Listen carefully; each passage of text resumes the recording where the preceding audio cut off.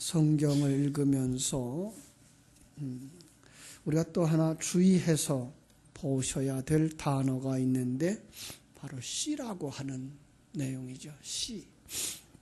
특별히 씨라고 하는 말이 후손이란 말로 나오고 그 다음에 이제 자손이란 말로 나와요. 그런데 성경 속에서 그 원어를 보면 자손, 씨, 후손 다 그 원어상 제라라고 하는 말, 그냥 씨라는 의미의 단어를 똑같이 쓰고 있어요.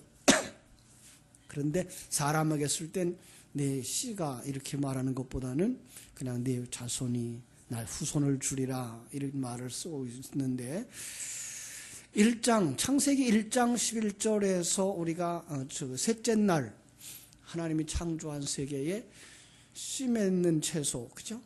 그 다음에 이제 풀과 씨 맺는 채소를 대조하면서 풀이 씨가 짓는 과정을 제가 설명을 해드렸고, 그 과정의 구체적인 그림이 여섯째 날 그려진다. 그래서 여섯째 날 흙으로 사람을 빚는 하나님을 보여주면서 바로 흙은 풀과 같이 씨와 생명, 진리가 없는 존재, 그걸 갖다가 흙이라 이렇게 얘기를 했고, 거기에서 하나님이 씨, 진리의 말씀, 생수, 생명을 부어주셔서 이제 열매되는, 아들이 되는 과정, 그걸 갖다가 이제 구원이라 이렇게 설명을 해드린 적이 있습니다.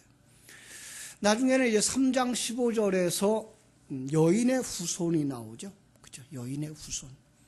그 다음에 이제 쭉 넘어가면서 아브라함에게 있어서 아브라함에게 후손을 주겠다 그래 놓고 야곱에게서 12 아들이 태어나고, 어제 읽은 49장 10절에서 유다의 자손을 통해서 이제 실로가 오실 거다라는 얘기를 했고, 그 갈라디아서 3장 16절을 통해서는 그 씨가 누구였다고요? 예수 그리스도였다.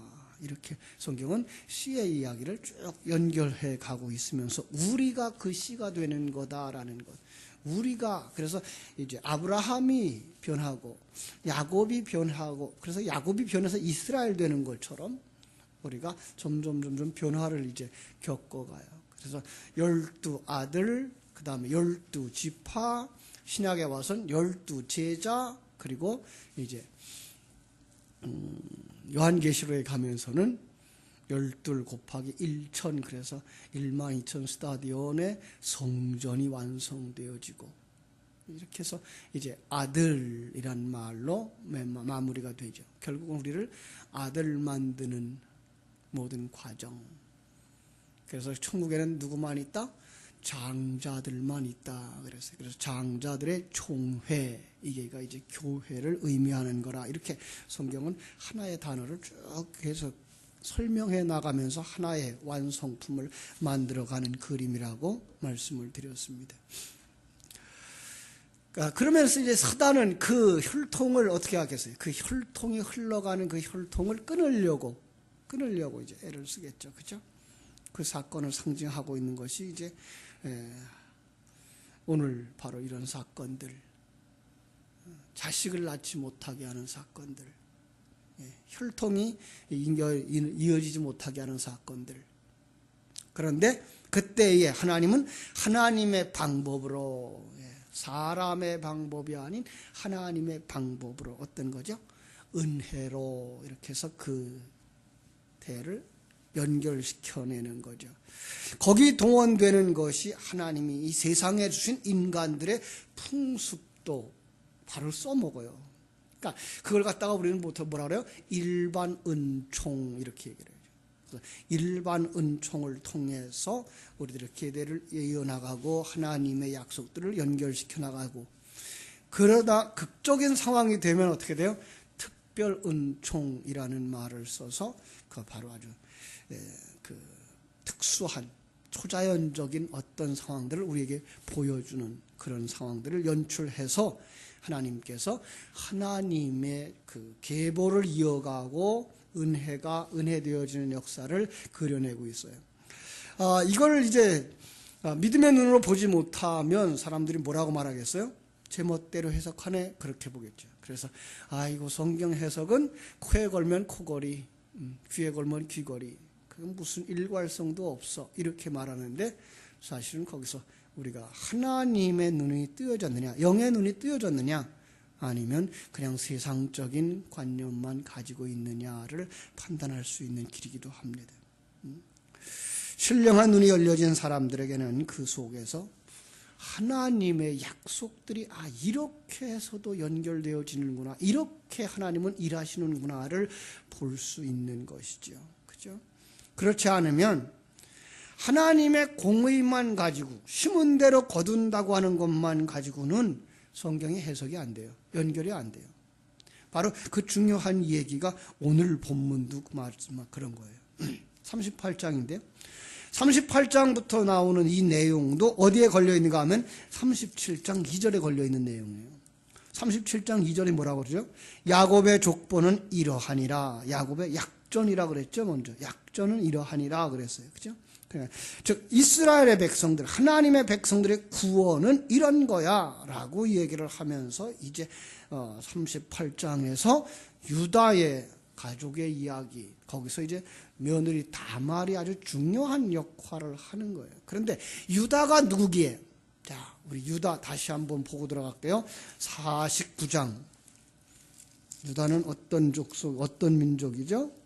49장 8절부터 12절을 먼저 보겠습니다. 야곱이 유다를 축복해요. 그죠? 그런데 그 약속이거든요. 그 유다를 통해서 무언가 보여주려고 하는데, 유다가 누구냐? 그래서 이런 사건들이 일어났느냐를 우리 49장 8절부터 12절부터 먼저 보겠습니다. 49장 8절. 유다야, 너는 네 형제의 찬송이 될지라. 네 손이 네 원수의 목을 잡을 것이요 네 아버지의 아들들이 네 앞에 절하리로다. 유다는 사자 새끼로다. 내 아들아, 너는 움킨 것을 찢고 올라갔도다. 그가 엎드리고 웅크림이 수사자 같고 암사자 같으니 누가 그를 범할 수 있으랴. 그가 유다를 떠나지 아니하며 통치자의 지팡이가 그 발 사이에서 떠나지 아니하기시기를 실로가 오시기까지 이르리니 그에게 모든 백성이 복종하리로다. 그의 나귀를 포도나무에 매며 그의 암나귀 새끼를 아름다운 포도나무에 맬 것이며 또 그 옷을 포도주에 빨며 그의 복장을 포도즙에 빨리로다. 그의 눈은 포도주로 인하여 붉겠고 그의 이는 우유로 말미암아 희리로다. 이게 유다에 대한 얘기인데 무슨 뜻이죠? 유다는 왕족이 될 거다라는 얘기죠. 그죠? 유다는 왕족이 될 거다. 유다 자손에서 누가 나와요? 메시아가 올 거다. 그렇다면 반드시 그 씨는 계승되어져야 된다. 그러죠? 그래서 그 얘기를 가지고서 이제 38장에 가서 보시면 그래서 다말이 의롭다는 말을 할 수 있었구나가 이해가 되는 거예요. 예. 38장으로 돌아옵니다. 유다가 수아라고 하는 가나안 여인과 결혼을 해서 세 아들을 낳죠. 첫 번째 아들이 이엘이에요. 이엘. 그래서 엘이라고 하는 말을 쓸 때 자칫 우리가 오해하면 하나님이라고 하는 엘로힘의 엘인가라는 생각을 할 수 있는데 그렇지 않아요. 원어에서는 엘이 그런 원어는 아니에요. 하나님의 뜻은 아니에요. 첫 번째 아들 엘, 두 번째 아들이 오난, 세 번째 아들이 셀라를 낳았어요. 그런데 7절에 보니까 그 장자가 그 씨를 받아서 내려가야 될 장자가 하나님 앞에서 보시기에 악했다 그랬어요. 가끔 우리가 이제 성경 속에 나오는 장자들이 계승을 못하죠. 장자들이 그 계보를 이어가지 못하는 그림들을 보죠. 그죠? 이스마엘도 먼저 난 아들이죠. 그죠? 에서도 먼저 난 아들이죠. 장자들이죠. 그런데 하나님이 그들을 패하고 이삭 둘째를 이제 믿음의 자손으로 보시고 에서가 아닌 야곱을 이렇게 약속의 자손으로 주셔요. 왜 이렇게 둘째 아들? 하나님은 장자는 내 것이다 라고 내게 가져오라 라고 말하면서 장자를 가지고 나오면, 아브라함이 가인을 낳을 때부터 시작해서, 아브라함이 가인을 낳는 게 아니라 아담이 가인을 낳는 것부터 시작해서, 그죠? 첫째 애들은 다 잘라버리죠. 왜 그랬을까요? 그리고 둘째를 가지고서 하나님이 언약의 자손을 이어갈까요? 이건 이제 첫 번째 인류의 대표 아담을 폐하시고 두 번째 아담 예수를 택하는 그 그림이 여기서부터 이제 묻어 있어요.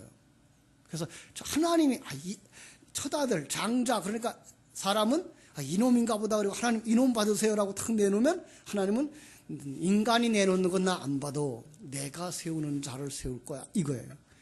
왕을 세울 때도 그러죠. 사울을 인간들이 달라 그래서 왕을 달라 세워달라 그래서 첫 번째로 너희들이 세워라. 그래서 사람들이 세운 자처럼 사울을 세워요. 그죠? 근데 하나님은 사울을 폐하고 그 다음에 다윗을 세우죠. 이런 그림들이 바로 첫 아담, 그것은 폐하고 죄인이고, 그래서 그걸 쓰지 아니하고 내가 세운 아들, 내가 보낸 아들 예수 그리스도죠. 그가 우리의 대표자로 우리를 구원하는 거예요. 이런 그림들이 묻어 있어요. 그래서 여기도 엘이 바로 그러한 부분에서 하나님이 폐기했어요. 우리 그런 그림을 다 이렇게 연결해 보셔야만, 겹쳐 보셔야만 그 그림이 보여요. 그러지 아니하고 왜 죄를 지었는지 몰라요. 그죠? 여기도 보면 엘이 여호와 보시기에 악함으로 이 한마디밖에 없어요. 그래서 하나님이 그를 죽이신지라. 그럼 누가 그 계보를 이어야 돼요? 오난이죠. 자, 어떻게 보면은 그는 타락한 자라고 하는 것이고 하나님이 없는 자, 하나님의 씨가 없는 자라는 말로 쓸 수 있어요. 그래서 하나님이 그를 장자의 계보로 씨를 뿌리지 못하게 했다라는 의미가 되죠. 그래서 두 번째로 오난을 형수에게 주어요. 왜 그러죠? 그 당시 형수 취수법이라고 하는 그 계대 결혼, 그죠? 계대 결혼이라고 하는 것들을 있었어요. 그 집의 가문을 이어가야 되는데 그 큰아들이 아기를 못 낳고 또 아기를 못 낳고 요절하면 그 동생이 그 형수와 결혼해서 형수를 통해서 아기를 낳고 그 아기가 형의 씨를 이어가도록 만드는 이거 수혼법이라고 하는 거예요.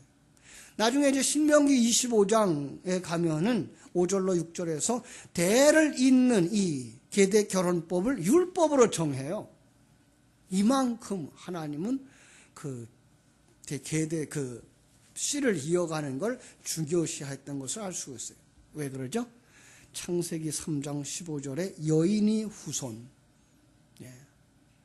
49장에서 유다의 자손을 통해서 실로가 오실 때로 이 선민의 계보는 계속 이어져야 되기 때문에 이러한 일반 은총적인 인간의 풍습들까지도 만들어 주셨고 그걸 통해서 우리에게 무언가를 계시해 주고 계신 것이 바로 성경이라는 걸 우리가 알 수 있습니다. 그래서 사람들이 그 일을 잘 감당하지 못할 때 특별히 이방 여인들이 들어와서 그 계보를 이어가요. 그래서 오늘 여기도 다말이라고 하는 여인, 다말이라고 하는 여인, 그리고 룻이라고 하는 여인, 나중에 라합이라고 하는 여인들이 예수님의 족보에 들어가죠. 그러면서 그들을 통하여 그 믿음의 계보가 흘러가고 있는 것을 볼 수가 있어요. 많은 사람들은 지금 여기서 무슨 얘기를 하고 싶은가 하면 유다가 이방 여자를 택해서 이렇게 됐다라는 얘기를 하려고 그래요. 그런데 하나님은 이방 여인을 결혼하는 걸 그렇게 나쁘게 보지 않았어요. 왜냐하면 모두가 다 누구예요? 모두가 다 여자예요. 하나님의 눈에는 여자는 뭐가 없는 사람? 씨가 없는 사람. 그냥 그것을 어떤 것을 강조하기 위해서 아브라함이 그 사라를 택해오는 걸 이제 친족에게서 택하는 그런 그림을 그리기도 했습니다만은 유대인이나 이방인이나 그 여인들에게서 그렇게 중요시하지 않아요. 중요한 건 뭐예요? 그 약속의 씨를 가진 자예요. 약속의 씨를 가진 자는 그 이방인 속에서도 약속의 자손을 낳고, 이스라엘 속에서도 약속의 자손을 낳아요. 그래서 다른 곳에서는 이방인이 허용되는데 이런 데서는 허용 안 돼. 이런 것은 성경이 통상적인 해석법이 아니에요. 그래서 우리는 여기서 그들가 이방인을 택했기 때문에 그 자손들이 다 죽음을 당했다라고 보면 그것은 조금 무리한 해석이라고 이렇게 보시는 게 더 좋을 거예요. 어쨌든 그 중요한 건 지금 그들이 뭐가 없어요. 씨를 뿌릴 수 있지 않아요. 왜? 하나님의 약속을 모르는 거죠. 하나님의 약속을 못 가지고 있는 거죠. 그리고 그들을 통해서 뭐가 나오지 않아요? 아들이 나오질 않고 있는 거예요. 약속의 아들들이 나오지를 않고 있는 거예요. 중요한 건 우리는 그 약속의 아들이 그를 통해서 나오느냐 나오지 못하냐를 보셔야만 되는 거예요. 그죠? 이런 것이 성경 속에서 대가 끊어지면 저주를 받는다고 생각하도록 만들었어요. 이것이 바로 사무엘상 4장에서 엘리 제사장의 두 아들 흠니와 비느하스가 전쟁터에 죽고 아버지가 뭐예요? 엘리 제사장이 목뼈가 부러져서 죽었을 때 남자들 다 죽었어요. 그때에 그 며느리 비느하스가 아기를 낳으면서 뭐라 그러죠? 아기 이름을 이가봇, 여호와의 영광이 이 집에서 떠났다, 이런 의미의 말을 하죠. 바로 그런 거예요. 이젠 대가 끊겼다, 이걸 갖다가 저주라고 생각했어요. 이런 생각이 오늘날 우리 동양에도 있죠. 특별히 우리 한국 사람들, 중국 사람들 뭘 중시해요? 아들, 그죠? 왜? 대가 끊어지면 안 되니까. 이런 생각이 바로 성경 속에서 흘러나왔다는 거예요. 그렇습니다. 그런데 사실은 이 대가 끊어지는 건 우리 글자 그대로 혹은 성경 속에 있는 그 말씀 그대로 우리들의 혈통이 끊어지는 것을 저주라고 말한 게 아니라 가장 큰 혈통은 누구의 혈통이에요? 유다의 혈통이에요. 아브라함의 혈통. 나중에 뭐가 나와야 되기 때문에? 실로 예수가 나와야 하기 때문에. 그런데 그걸 그냥 우리가 전부 다 사실적 문자적으로만 해석하다 보니까 오늘도 아들을 중요시하는 이런 상황들이 벌어진 거죠. 거기서 조금 넘어서야 되겠죠. 자, 하나님의 입장에서 보죠. 하나님의 입장에서 보면 반드시 뭐 해야 돼요? 유다의 혈통이 이어져야 돼요. 언약을 가진 자들의 그 씨가 태어나야 돼요. 그래서 이런 계대 혼인법을 통해 가지고 동생이 형수와 이제 잠자리를 같이 해서 아기를 낳아서 유다의 형의 혈통을 이어줘야 되는데 오난이 자기 욕심에 씨를 주지 않죠. 왜? 아기를 낳아도 누구의 거예요? 자기의 아들이 아닌 형의 아들이 된다고 생각하기 때문에 그는 거기서 주지 않아요. 욕심이죠. 자기의 욕심, 어떤 세상적인 것들, 하나님의 뜻은 생각지 아니하고 자기의 생각만 한 것, 사단이죠. 세상적인 거죠. 그래서 하나님은 그를 죽여요. 그도 약속의 후손을 출산할 수 없었더라라는 의미예요. 하나님의 입장에서 보면 유다의 씨를 통해서 반드시 아들이 나와야 되죠. 실로가 와서 그 족보를 이어야 되니까. 그런데 세 아들 모두 불합격. 그럼 어떻게 해야 돼요? 직접 씨를 뿌리도록 하는 수밖에 없는 거죠. 왜? 유다는 바로 그러한 자손이니까. 유다는 그런 약속의 자손이니까. 그래서 무대 설치를 하죠. 유다 속의 마음의 걱정들을 일으켜요. 첫째 아들도 그 다말과 결혼해서 요절했어요. 둘째 아들도 다말과 잠자리 같이 하고 죽었어요. 셋째도 그 여자한테 가면 혹시라도 죽을까 봐. 그래서 그 여자는 아주 나쁜 며느리, 불길한 며느리가 돼가지고 그에게 셋째 안 주는 거죠. 자, 두 번째로 유다의 아내 수아가 죽어요. 12절. 얼마 후에 유다의 아내 수아의 딸이 죽은지라. 그죠? 수아의 딸이 죽었군요. 수아가 아니라. 그 딸을 보고 그 딸이 죽자 그가 뭐예요? 굉장히 마음에 상심하죠. 그리고 애도 기간이 30일이 지나자 또 양털 깎는 가을, 그들은 이제 양털 깎는 절기가 있었어요. 그래서 양털을 깎고 그러면 그들은 큰 잔치를 해요. 특별히 이방 나라에서는 양털을 깎으면서 그날 잔치를 하고 풍요의 신 바알과 아스타로 신전에 가서 제사를 드려요. 그러니까 이방인 친구와 같이 했으니까 더 잘했겠죠, 그죠? 거기다가 그 이방인 신전에서 그 풍요로운 제사를 드리면 여제사들과 여사제들과 성행위를 했어요. 왜냐하면 그들을 그 바알과 아스타롯이라고 하는 신은 풍요의 신, 비의 신인데 그 여사제와 성관계를 맺는 그걸 보면 자기가 더 흥분돼 가지고 비나 해를 비춰서 풍년을 준다고 믿는 그들의 믿음이 있었기 때문에, 그래서 그 여사제들은 그러한 절기에 창녀처럼 오는 손님들과 같이 잠자리를 하고 그들을 유혹하는 일을 했던 거죠. 그래서 14절에 다말도 그 과부의 의복을 벗고 너울로 얼굴을 가리고 몸을 휩싸고, 이게 뭐예요? 창녀의 복장을 한 거죠. 바로 그 여사제들의 복장을 한 거죠. 그래서 그리고 이거 딥나 길곁 에나임 문, 이 문이라고 하는 것, 이 여기에가 이제 일반 문이 아닌 신전의 문이라고 하는 뜻의 단어를 썼어요. 그래서 그것이 바로 신전문에서 누구를 유혹해요? 씨 뿌려야 될 유다를 유혹하는 거죠. 그죠?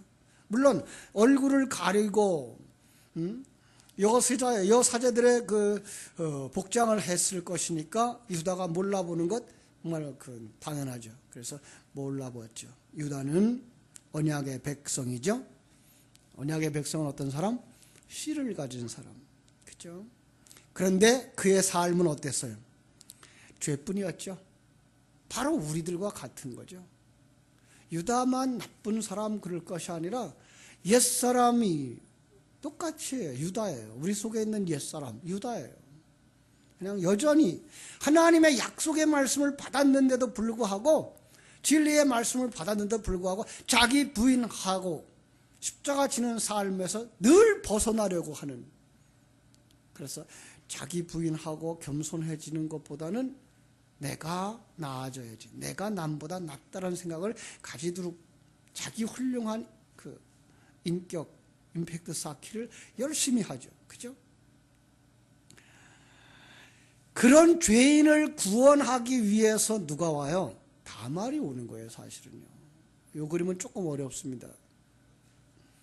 그래서 다말이 출연하는 거죠. 그죠? 윤리 도덕으로 보지 말고요, 언약의 씨를 이어가는 것으로 보셔야 돼요. 언약의 씨를 이어가는 것으로 보셔야 돼요. 물론 인간적인 측면에서, 역사적인 측면에서 그들의 행동, 참 그건 있을 수 없는 일이죠. 네. 참 그래서 어쨌든 유다와 다말이 잠자리를 같이 하고 임신을 해서 거기서 누가 나와요? 베레스와 세라를 낳았습니다. 그 사이에 수모당하는 이 다말의 모습, 거기서 우리는 누구를 위하여? 사실은 유다와 같은 죄인을 구원하시기 위해서 이 땅에 오신 예수 그리스도의 수모와 고통을 거기서도 볼 수 있어야 돼요. 예? 왜냐하면 성경 속에서 모든 사건들은 뭘 증명하고 있는 거예요? 인간이 얼마나 큰 죄인인가. 또 하나, 그럼에도 불구하고 하나님은 그를 어떻게 구원하시는가. 그 구원의 방법은 뭐예요? 예수의 십자가의 죽음과 부활. 그 사건들이 사건 속에서 보여질 수 있어야 되는데, 우리는 그걸 너무 수치스러우니까, 너무 부끄러우니까 거기서 예수와 연결시키기를 상당히 꺼리죠. 그러나 예수 그리스도가 없으면 우리의 구원은 이루어지지 않고 우리의 생명은 태어날 수 없다는 거예요. 그걸 잘 볼 수 있는 눈들이 여러분에게 열려지기를 주님의 이름으로 축원합니다. 유다와 다말이 잠자리를 같이 해서, 근데 잠자리를 같이 하려고 하는데 유다가 뭘 안 가져와요? 돈을 안 가져왔어요. 그래서 돈 대신에 뭘 줄 거냐라고 하는 얘기를 쭉 하면서 그것을 붙잡고 있어요. 그것이 뭐예요? 여인이 사는 길이에요. 예수가 우리에게 준 언약과도 같은 거예요. 그걸 붙들고 있어야 돼요. 여러분, 하나님 우리에게 준 언약이 뭐예요? 예수 그리스도예요. 그 언약을 놓쳐버리면 우리는 하나님의 사람으로 존재할 수가 없어요. 그걸 꼭 붙잡고 내게 주어지는 삶의 환경 속에서 어떤 고난과 고통과 수모가 온다고 할지라도 그것이 약속이 될 때 우리는 살고 완성되어져 간다고 하는 사실, 조금 어렵습니다. 내일까지 계속 해야만 그 자세한 내용이 풀려지리라고 생각을 합니다. 오늘 먼저 우리는 이 부분에 대한 묵상들을 깊이 하시면서 오늘도 주와 함께 한 걸음 한 걸음 은혜의 길을 걸어가는 복된 성도들이 되시기를 주님의 이름으로 축원합니다. 기도하겠습니다.